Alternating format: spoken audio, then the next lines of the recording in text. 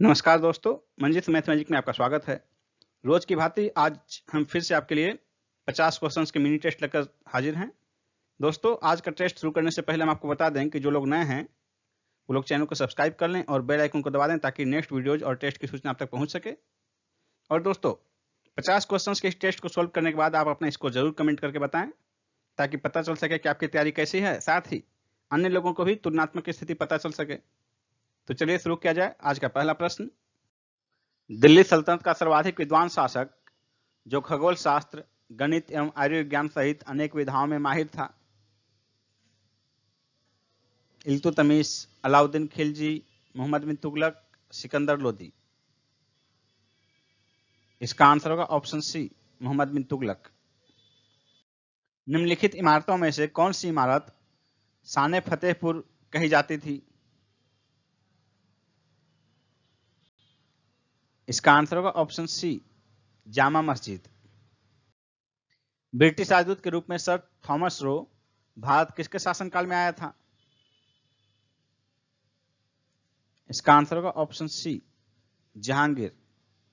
England के सम्राट James प्रथम के दो प्रतिनिधियों कैप्टन हॉकिंस और सर थॉमस रो ने जहांगीर के शासन का सुस्पष्ट चित्रण किया है। इन दोनों को भारत के साथ अंग्रेजों के व्यापार के लिए अनुकूल रियायतें प्राप्त करने के लिए मुगल दरबार में भेजा गया था। गांधी जी ने सेवा धर्म कहां अपनाया था? मुंबई, शांति निकेतन, दक्षिण अफ्रीका, पुणे। सी आंसर होगा दक्षिण अफ्रीका में। निम्नलिखित में से कौन इस सिद्धांत के प्रबल समर्थक थे कि जो नैतिक दृष्टि से गलत है वह राजनीतिक दृष्टि से कभी सही नहीं हो सकता? महात्मा गांधी। सी आंसर होगा। निम्न में से कौन फरवरी 1918 में स्थापित यूपी किसान सभा की स्थापना से संबद्ध नहीं था? इंद्र नारायण द्विवेदी, गौरी शंकर मिश्र, जवाहरलाल नेहरू, मदन मोहन मालवीय। सी आंसर होगा जवाहरलाल नेहरू। अफगानिस्तान का बामियान प्रसिद्ध था किसके लिए? इसका आंसर होगा ऑप्शन डी, बुद्ध प्रतिमा के लिए। अफगानिस्तान का बामियान प्रांत बुद्ध प्रतिमा के लिए प्रसिद्ध था। लेकिन ये जो है पहाड़ियों को काट कर यहाँ बुद्ध की प्रतिमाएं बनवाई गई थी, लेकिन अफगानिस्तान के तालिबान शासकों ने इन बुद्ध प्रतिमाओं को नष्ट करवा दिए। नेक्स्ट क्वेश्चन है, निम्नलिखित शासकों में से किस एक ने 4 अश्वमेधों का संपादन किया था? इसका आंसर होगा ऑप्शन बी, प्रवरसेन प्रथम ने। प्रवरसेन प्रथम जो है वाकाटक शासक था। गुप्त साम्राज्य के पतन के विभिन्न कारण थे। निम्नलिखित कथनों में से कौन सा कारण नहीं है? खून आक्रमण, प्रशासन का सामंतीय ढांचा, उत्तरवर्ती गुप्तों का बौद्ध धर्म स्वीकार करना, अरब आक्रमण।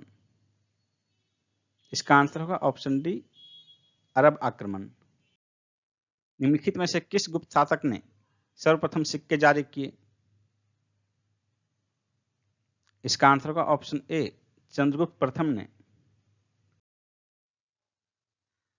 किस राज्य में लिग्नाइट सर्वाधिक मात्रा में पाया जाता है? इसका आंसर होगा ऑप्शन डी, तमिलनाडु में। लिग्नाइट निम्न गुणवत्ता वाला कोयला होता है और इसे भूरा कोयला भी कहते हैं। अलमाटी बांध किनके बीच विवाद का कारण है? आंध्र प्रदेश और कर्नाटक के बीच। बी आंसर होगा। यह बांध जो है कृष्णा नदी पर निर्मित है, कृष्णा नदी। निम्नलिखित में से किस एक के लिए सतारा प्रसिद्ध है? सतारा जो है पवन ऊर्जा संयंत्र के लिए प्रसिद्ध है, महाराष्ट्र में स्थित है। और सतारा के लिए एक महत्वपूर्ण तथ्य आपको बता दें कि डॉक्ट्रिन ऑफ लैप्स के तहत जो राज्य लैप्स किए गए थे डलहौजी के काल में, उसमें सबसे पहले लैप्स किया जाने वाला राज्य जो था वो सतारा था। सतारा, जैतपुर, संभलपुर, बघात, उदयपुर, झांसी और नागपुर, ये राज्य थे डॉक्ट्रिन ऑफ लैप्स के तहत अधिग्रहित किए गए। झूमिंग सर्वाधिक व्यवहृत है। झूमी की खेती सबसे अधिक जो की जाती है नागालैंड में खासी जनजातियों द्वारा। सी आंसर होगा। शुष्क भूमि के लिए सर्वाधिक उचित फसल कौन सी है? इसका आंसर होगा ऑप्शन डी, मूंगफली। मूंगफली उत्पादन में जो है टॉप राज्य गुजरात है और विश्व स्तर पर चाइना सबसे अधिक मूंगफली का उत्पादन करता है, भारत दूसरे स्थान पर है। मूंगफली के लिए 50 से 100 डिग्री वर्षा की आवश्यकता पड़ती है वार्षिक, और तापमान जो है 20 से 30 degree Celsius. Tata institute of fundamental research कहां पर स्थित है? इसका आंसर होगा ऑप्शन डी, मुंबई में। भारत का निम्नलिखित में से कौन सा परमाणु संयंत्र चौथी भूकंपीय पेटी में अवस्थित है? इसका आंसर होगा ऑप्शन सी, नरोरा। नरोरा उत्तर प्रदेश में है। निम्नलिखित में से किसको पर्ल सिटी कहा जाता है? पर्ल सिटी जो है तुतिकोरिन को कहा जाता है। बी आंसर होगा, तुतिकोरिन। निम्नलिखित में से कौन सा कथन राज्य सूची के विषय के संबंध में विधि बनाने की संसद की शक्ति के बारे में सही नहीं है? इसका आंसर होगा ऑप्शन डी, राज्य सूची में संबंधित विषय के संबंध में राष्ट्रीय हित में विधि केवल राज्यसभा बना सकती है। ये सही नहीं है, बल्कि राज्य सूची में सम्मिलित विषय पर राष्ट्रीय हित में विधि राज्यसभा द्वारा प्रस्ताव पारित होने के उपरांत संसद बनाती है, न कि केवल राज्यसभा। भारतीय संविधान के किस अनुच्छेद के अंतर्गत अखिल भारतीय सेवाओं का प्रावधान किया गया है? इसका आंसर होगा ऑप्शन सी, अनुच्छेद 312। अनुच्छेद 312 में प्रावधान किया गया है कि यदि राज्यसभा ने उपस्थित तथा मत देने वाले सदस्यों के कम से कम 2/3 बहुमत से समर्थित संकल्प से यह घोषित कर दिया है कि राष्ट्रीय हित में ऐसा करना आवश्यक है, तो संसद विधि द्वारा अखिल भारतीय सेवाओं के सृजन का हेतु उपबंध कर सकती है। नेक्स्ट क्वेश्चन है, राष्ट्रपति के निर्वाचन में राज्य का मुख्यमंत्री मतदान करने के लिए पात्र नहीं होता है यदि?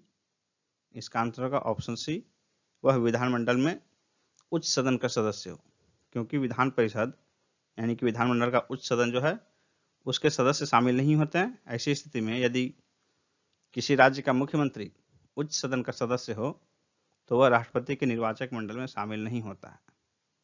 नेक्स्ट है, राष्ट्रपति का रिक्त स्थान भर लिया जाना चाहिए, कितने समय में भर लिया जाना चाहिए? इसका आंसर होगा ऑप्शन बी, 6 माह के अंदर। अनुच्छेद 62(2) यानी कि अनुच्छेद 62 के खंड 2 के अनुसार यदि रिक्ति राष्ट्रपति की मृत्यु, पद त्याग या पद से हटाए जाने के कारण हुई हो तो उसके रिक्ति को भरने के लिए निर्वाचन रिक्ति की तारीख के पश्चात यथाशीघ्र तथा प्रत्येक दशा में 6 माह बीतने से पहले ही किया जाना अनिवार्य है।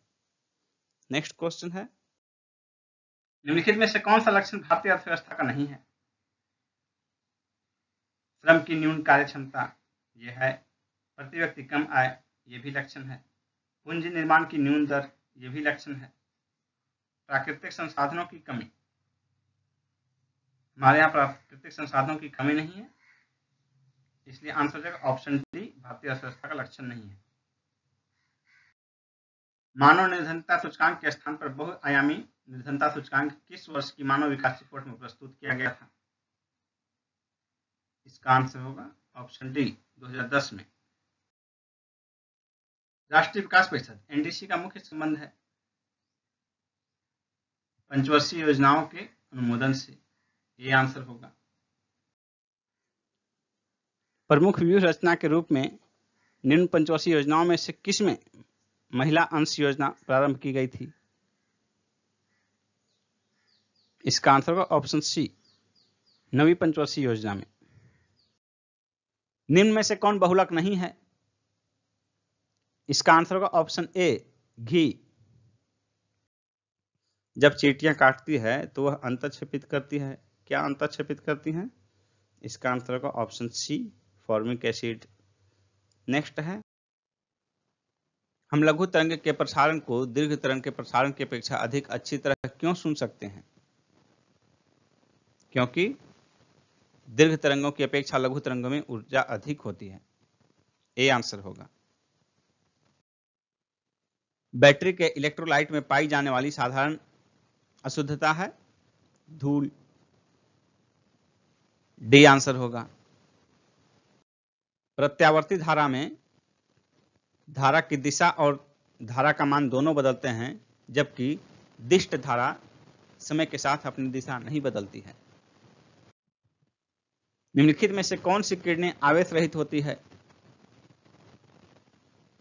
इसका आंसर होगा ऑप्शन सी, एक्स किरणें। इसकी खोज 1895 ईस्वी में रोंटगन ने की थी, इसलिए इन्हें रोंटगन किरणें भी कहा जाता है।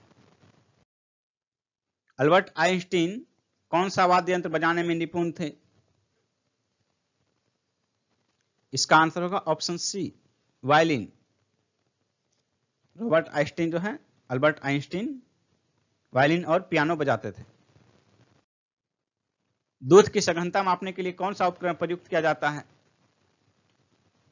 लैक्टोमीटर। ए आंसर होगा। लघुगणक सारणी लोगारिथम टेबल का आविष्कार किसने किया था? इसका आंसर होगा ऑप्शन ए, जॉन नेपियर ने। धारणीय कृषि, सस्टेनेबल एग्रीकल्चर का क्या अर्थ है? इसका आंसर होगा ऑप्शन सी, भूमि का इस प्रकार प्रयोग कि उसकी गुणवत्ता अक्षुण्ण बनी रहे।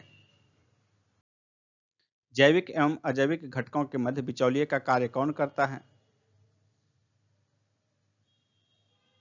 इसका आंसर होगा ऑप्शन सी, उत्पादक। प्राणियों तथा पादपों के जातियों में अधिकतम विविधता कहाँ मिलती है? इसका आंसर होगा ऑप्शन बी, उष्णकटिबंध के आर्द्र वनों में। निम्न में से कौन प्रवाल विरंजन में सर्वाधिक महत्वपूर्ण कारक है? इसका आंसर होगा ऑप्शन डी, वैश्विक ऊष्मन, ग्लोबल वार्मिंग। निम्नलिखित में से कौन रामसर कन्वेंशन के अंतर्गत रामसर स्थल है? इसका आंसर होगा ऑप्शन सी और ऑप्शन डी, सुंदरवन और भोज आर्द्र स्थल।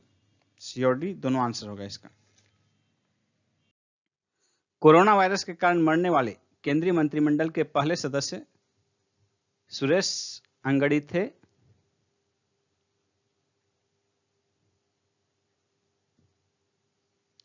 रेल राज्य मंत्री। सी आंसर होगा। ये कर्नाटक के बेलगावी लोकसभा क्षेत्र से निर्वाचित हुए थे। FTII गवर्निंग काउंसिल का अध्यक्ष किसे नियुक्त किया गया है? शेखर कपूर को। सी आंसर होगा। FTII क्या है? Film and television institute of India. इसका गठन, FTII का गठन 1960 में हुआ था। हेडक्वार्टर पुणे में स्थित है। कोसी रेल महासेतु पुल का उद्घाटन कहाँ किया गया? उत्तर प्रदेश में, बिहार में, नेपाल में, तिब्बत में। इसका आंसर होगा बिहार में। B option, Bihar. Asia game changer award 2020 किसे प्रदान किया गया? Asia game changer award 2020 Vikas Khanna को प्रदान किया गया। B option, Vikas Khanna. यह पुरस्कार उन्हें कोविड-19 के दौरान लाखों लोगों को अपने भोजन वितरण अभियान फीड इंडिया के माध्यम से खाना खिलाने के लिए दिया गया। फीड इंडिया, ये उनका भोजन वितरण अभियान था। फीड मतलब खिलाना, तो इसी के लिए उन्हें विकास खन्ना को दिया गया Asia game changer award 2020। Question ये भी पूछा जा सकता है कि फीड इंडिया अभियान किसने चलाया? विकास खन्ना ने चलाया है। ह्यूमन कैपिटल इंडेक्स 2020 में भारत की रैंकिंग क्या रही? भारत की रैंकिंग 116 रही। C option. जबकि टॉप में सिंगापुर रहा। संयुक्त राष्ट्र महासभा द्वारा मानवाधिकारों के सार्वभौमिक घोषणा कब स्वीकार की गई? इसका आंसर होगा ऑप्शन डी, 10 दिसंबर 1948 को। और इसी कारण से 10 दिसंबर को जो है अंतर्राष्ट्रीय मानवाधिकार दिवस मनाया जाता है। और संयुक्त राष्ट्र महासभा द्वारा मानवाधिकार का जो सार्वभौमिक घोषणा पत्र है उसमें कुल 30 अनुच्छेद हैं। नेक्स्ट क्वेश्चन है, ऑपरेशन फ्लड कब आरंभ हुआ? इसका आंसर होगा ऑप्शन सी, 1970 के दशक में। 1970 से 92 के बीच जो है ये 3 चरणों में चलाया गया। नेक्स्ट क्वेश्चन है, निम्न में से कौन भारतीय गुरुदेव के नाम से जाने जाते थे? किस भारतीय को गुरुदेव के नाम से जाना जाता था? इसका आंसर होगा ऑप्शन ए, टैगोर को, रविंद्रनाथ टैगोर को। नेक्स्ट है, लोक सेवा दिवस किस तिथि को मनाया जाता है? इसका आंसर होगा ऑप्शन डी, 21 अप्रैल को। नेक्स्ट है, प्रोजेक्ट एरो किससे संबंधित है?